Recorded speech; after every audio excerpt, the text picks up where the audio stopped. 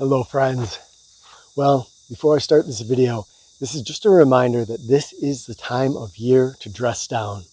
What I'm talking about is if you are living in the Northern Hemisphere and you're in a place where there are significant winters, these are the times when temperatures start to drop down just enough that sometimes we're going to feel like, oh, maybe I should put an extra layer on.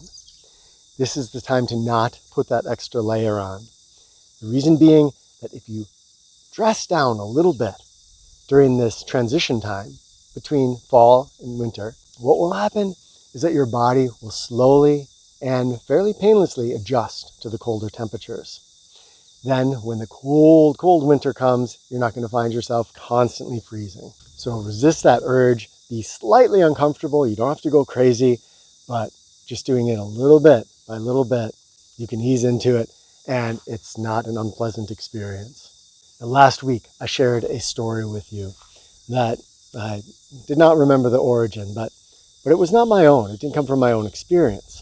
This story is something that was actually in my own life just a couple of days ago, and it was really powerful, so I wanted to share it. Not too far from us, a few miles away, there is a little teeny town that used to be something, and now it's just a collection of a few houses. But there's one gem in this town. That gem is a little thrift store that is put on by about 6 women who are in their 80s. Now this thrift store is something pretty special. People from all over the community donate to this thrift store, and then they sell things for real live thrift prices, which means maybe you pay 50 cents for a pair of pants. They take a lot of pride in their little shop. It's only open once a month, and they spend a lot of time cleaning things, organizing it, trying to make it as nice of an experience as possible for everybody who visits. To make it even more special, these women, after they've paid the heating bills for the space and such, they donate all the money that's made to the community, to people who are in need. These girls are always so loving and friendly to my family. They love seeing our girls. We went down there the other day, and they had a story to share. They were telling me about this couple that comes into the shop sometimes. And what happens is they come in, they'll buy 1 or 2 things, but as the one person is buying 1 or 2 things, the other person is stealing a few things, pocketing them, putting them in their jacket, and walking out. We live in a time where I just heard a politician saying the other day, what we need to do is just punish people more, punish people more. Is there another way? Some wisdom traditions speak about something else. Really, what these women did, I've only heard about in some Zen tales, because the last time they were open, this couple came in. What do you think these women did? They had witnessed them quite a few times coming in and shoplifting and had not called them out on it. So this time, they thought they'd do something different. The man, as usual, was taking some things, and the woman came up, and she was buying some blankets. And she gave the proprietress a $10 bill, and the proprietress gave her back 2 5s.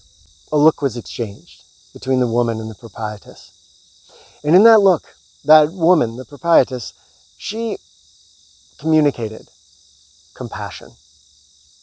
The next thing that happened, all those women, those 80-year-old women, were gathered around this woman and hugging her and telling her that they knew that she had been taking things and that they would give her things if she needed. A little backstory, this couple they're in their 70s. They have some pretty significant health issues and no way to pay for surgeries or things that would help them to walk better. So they're in pretty sad shape. They live out of their car and often just don't even have enough food to eat. These women, instead of calling the police and punishing them, said, you have a place here. If you need some blankets, you need some warm clothes, come to us. We're friends. Not everybody, my friends, is stealing out of need. Sometimes punishment may have its place, but there are other ways. And these women were exemplifying that. To see that in real life was so inspiring for me. To me, the world needs a little bit more of this this level of compassion, this level of, I'm going to say, wisdom, the problem of the stealing was taken care of. It inspired me, as these women often do, to, when we purchased our things, to leave some extra money. We can make the world a better place. The standard ways that our governments and our usual orthodox systems are working things, again, they may have their place. But think about in our own lives. When your child, your husband, your friend, next time they do something that you think, well, your first reaction is to attack or be negative, stop and turn that around and be positive and see what happens. Sometimes this has much more power to affect change. And presumably, that's the reason that we punish, is to try to affect positive change. And that method, although again, it sometimes may have an effect, sometimes giving love, giving compassion or understanding can have a more powerful effect. I'm not actually here to say that one way is right and one way is wrong, but I am here to say that often we're going to have a typical culturally created reaction when a wrong is done to us.